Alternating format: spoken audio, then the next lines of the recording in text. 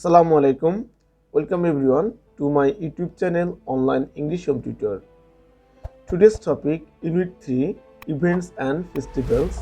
আজকে যে টপিকটা দেখব সেটা হচ্ছে ইউনিট 3 থেকে যে এই ইউনিট 3 তে অনেকগুলো ইভেন্টস এবং কিছু যে ফেস্টিভ্যালস বা উৎসব রয়েছে সেগুলো আমরা জানবো ইউনিট 3 থেকে, কিন্তু আজকে শুধু জানবো lesson 3 international mother language day. আর আমরা এখানে কিছু পিকচার দেখতে পাচ্ছি। এই পিকচারগুলো বিভিন্ন ইভেন্টস এবং ফেস্টিভ্যাল সম্পর্কে। আজকের যে ইভেন্টস সেটা হচ্ছে এই পিকচারটা, অর্থাৎ আমাদের শহীদ মিনার, যে মাতৃভাষার রক্ষার জন্য যারা জীবন দিয়েছেন তাদের স্মৃতিতে তাদেরকে স্মরণের উদ্দেশ্যে এই শহীদ মিনার নির্মাণ করা হয়েছে। আজকে আমরা শুধু এই সম্পর্কে জানব। শুরুতে আমরা জানবো আজকে আমরা কী কী শিখবো। যেমন টুডেস লার্নিং আউটকাম, আজকের শিখন ফলগুলো হচ্ছে আমরা ভোকাবুলারি শিখবো। অ্যাজ ইউজুয়াল আমরা ভোকাবুলারি শিখি। পাস্ট পড়া থেকে অবশ্যই আমাদের বেশি বেশি ভোকাবুলারি শিখতে হবে, জানতে হবে, কারণ ভোকাবুলারি হচ্ছে আমাদের ইংলিশ শেখার একটা সোর্স, উৎস। যত বেশি ভোকাবুলারি জানবো তত বেশি আমরা ইংলিশ করতে পারবো। নেক্সট হচ্ছে আমরা এই চ্যাপ্টার থেকে, দ্যাট মিনস এই লেসন থেকে আমরা রিডিং প্যাসেজ পড়বো বাংলা অর্থ সহ।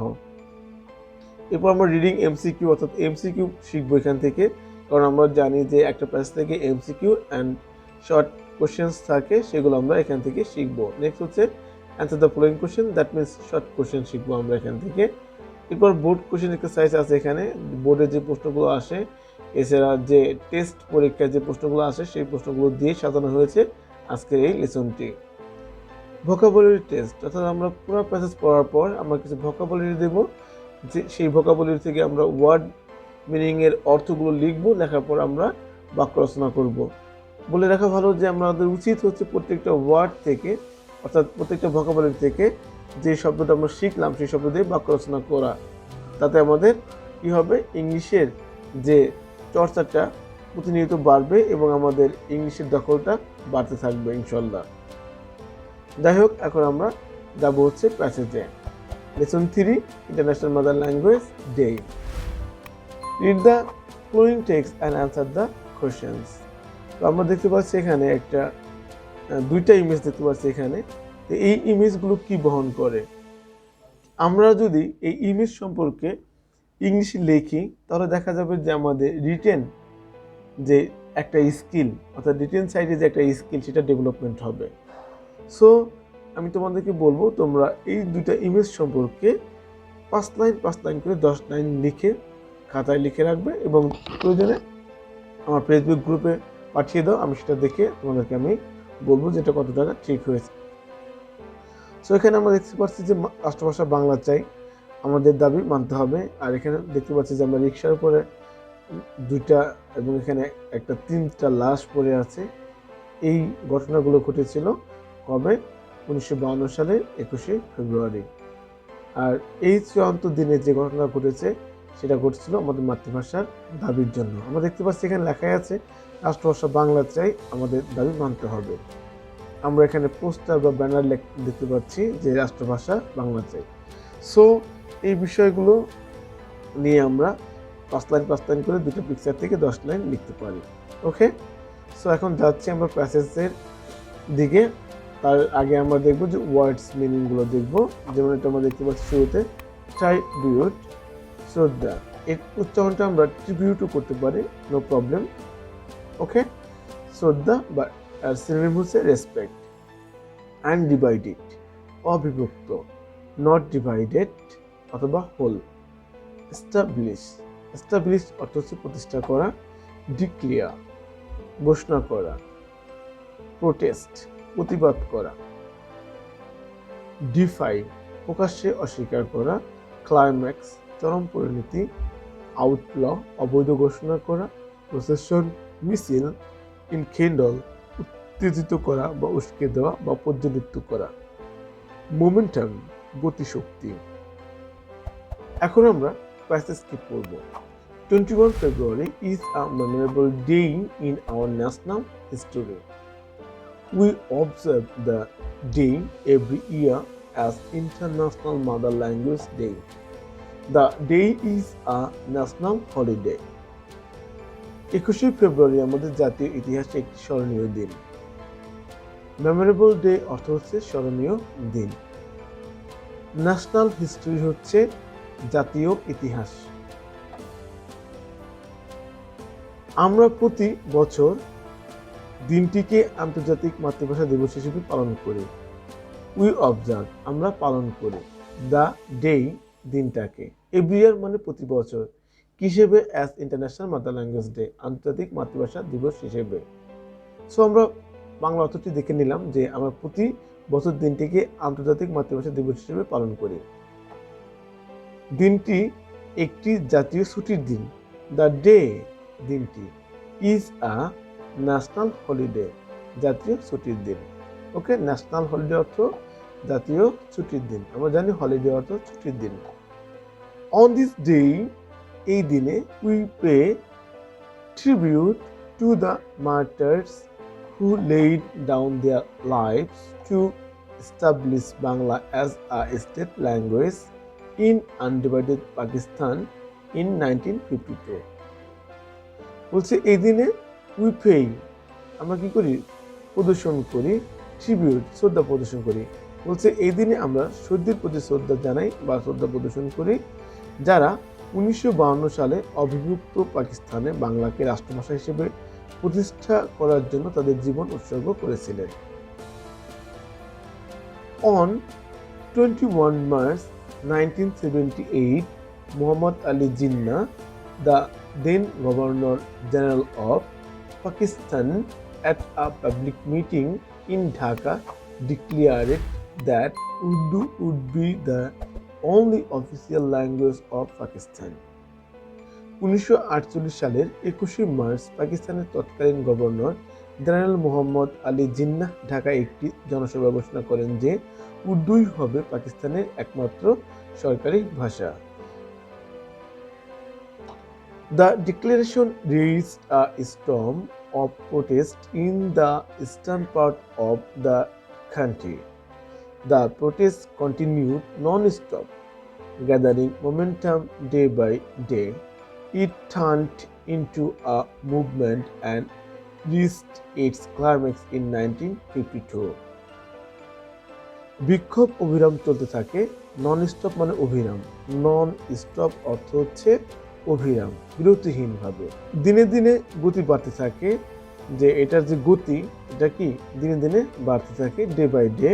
এটি একটি আন্দোলনে পরিণত হয় এবং 1952 সালে চূড়ান্ত সীমায় পৌঁছায়। এখানে আমরা একটু খেয়াল করব যে the protest continue non stop, gathering momentum মানে কি এটার যে গতিটা বাড়তে থাকে, ডে বাই ডে মানে দিনে দিনে। ইট টার্ন ইনটু এটা পরিণত হয় কি এই মুভমেন্ট একটা আন্দোলনে, অ্যান্ড রিচ ইটস ক্লাইম্যাক্স এবং এটা চূড়ান্ত পর্যায়ে পৌঁছায়। রিচ মানে পৌঁছানো, ক্লাইম্যাক্স আমরা জানি চূড়ান্ত, 1952 সালে। The government outlawed all sorts of public meetings and rallies to prevent it. The students of Dhaka University defied the law and they brought out a peaceful protest procession on 21 February 1952. এটি প্রতিরোধের জন্য সরকার সব ধরনের জনসভা ও সমাবেশ নিষিদ্ধ করেছে। ঢাকা বিশ্ববিদ্যালয়ের ছাত্ররা আইন অমান্য করে এবং তারা 1952 সালের 21শে ফেব্রুয়ারি একটি শান্তিপূর্ণ প্রতিবাদ মিছিল বের করে। When the procession reached near Dhaka Medical College, the police opened fire on the students, killing Salam, Rafiq, Barkot, and Jabbar. This enkindled the sparks of independent movement of Bangladesh. মিছিলটি ঢাকা মেডিকেল কলেজের কাছে পৌঁছালে police শিক্ষার্থীদের উপর গুলি চালায়, সালাম, রফিক, বরকত ও জব্বারকে হত্যা করে। এতে বাংলাদেশের স্বাধীন আন্দোলনের স্ফুলিঙ্গ জাগে। আমরা পড়লাম প্যাসেজটি, আমরা প্রত্যেকটা ওয়ার্ডের মিনিংগুলো ভালো করে খেয়াল করব, যে ওয়ার্ড মিনিংগুলো আমাদের অবশ্যই জানতে হবে, আর লাইন বাই লাইন আমাদের বাংলা অর্থসহ জানতে হবে। এখন আমরা দেখব choose the best answer from the alternatives এখানে 7টি প্রশ্ন দেওয়া থাকে, অর্থাৎ এমসিকিউ থাকে 7টি। এই 7টি এমসিকিউ উত্তর আমি দেবো না, তোমরা উত্তরগুলো নিজেরা করবে, করে আমার ফেসবুক গ্রুপে পাঠিয়ে দেবে। আর এর উত্তরটা আমি 2-1 দিনের ভিতরেই দিয়ে দেবো আমার ফেসবুক গ্রুপে, যাতে তোমরা সেখান থেকে দেখে উত্তরগুলো মিলিয়ে নিতে পারো। The police opened fire on the students of the police যে গুলি বর্ষণ করেছিল স্টুডেন্টের উপর, কোন ভার্সিটি বা কোন কলেজের স্টুডেন্টের উপর, সেটা এখান থেকে তোমাদেরকে এমসিকিউটা উত্তর লিখতে হবে। B. The declaration about the own state language of Pakistan came on, কত তারিখে হয়েছিল সেটা এখানে লিখতে হবে।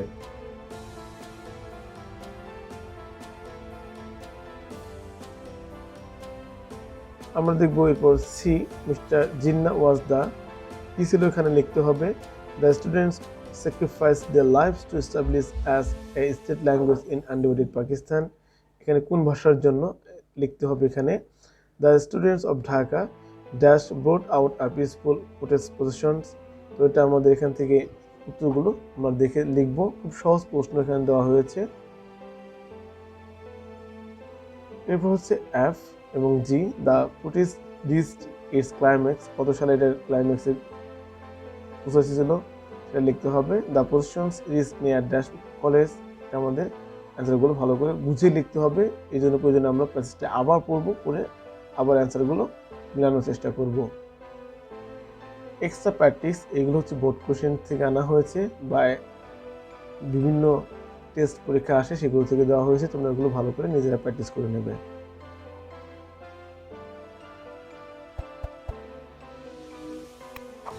অ্যান্সার দ্য ফলোইং কোশ্চেন্স, এখানে 5টা কোশ্চেন্স থাকে, 10 মার্কস থাকে।